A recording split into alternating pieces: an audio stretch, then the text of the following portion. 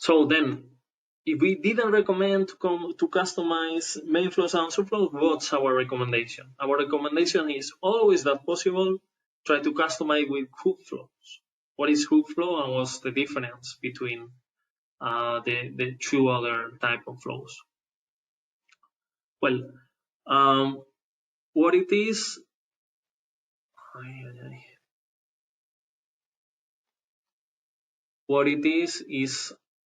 an empty piece of code which is being called. We will see it in the next slide. So it's kind of an external call that subflow do to this specific piece of code as a very specific moment of the business process.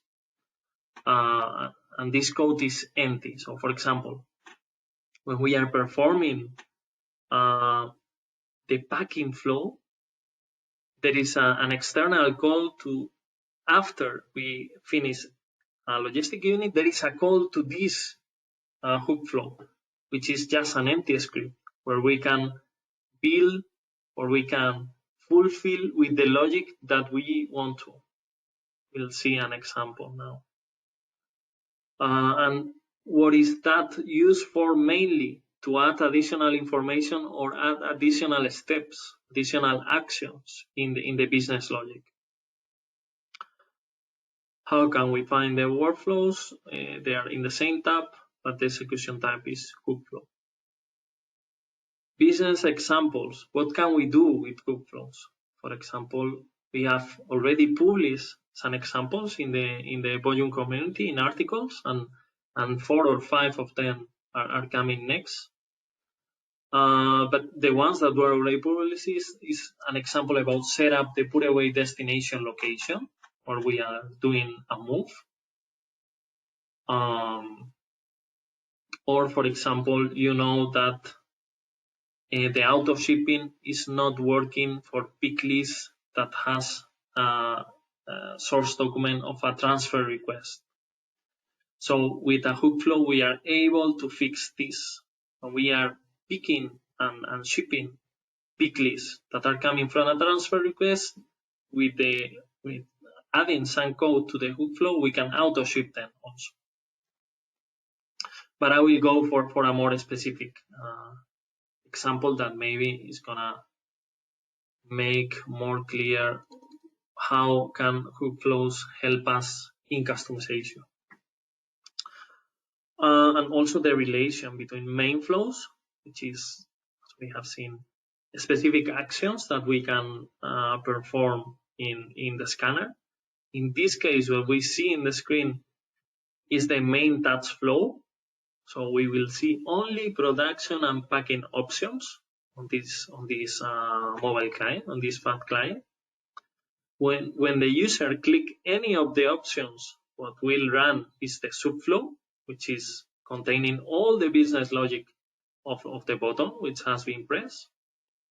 Let's say that in this case we are pressing the packing button, so then the packing script is taking place, right? This is a CS script,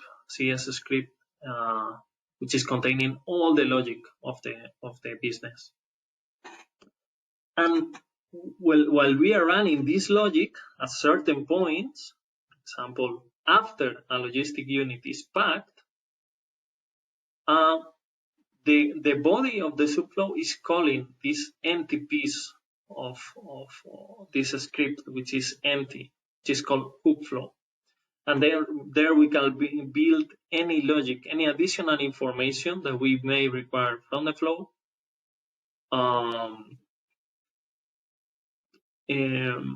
any additional information or any additional step.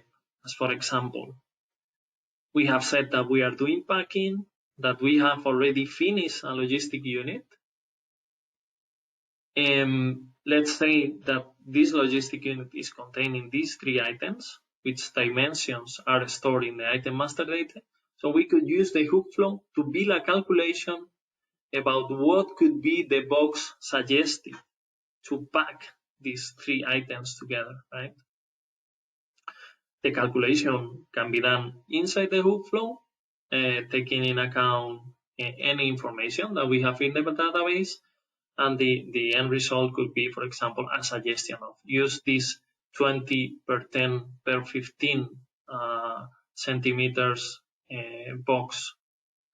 So that's an example but we are finding that with the customization framework that we'll see in a minute, and with hookflows, we are able to solve the majority of the customer requirements related to customizations, right? So this is the direction that we are taking in the product management. Hopefully, the hookflows concept is clear.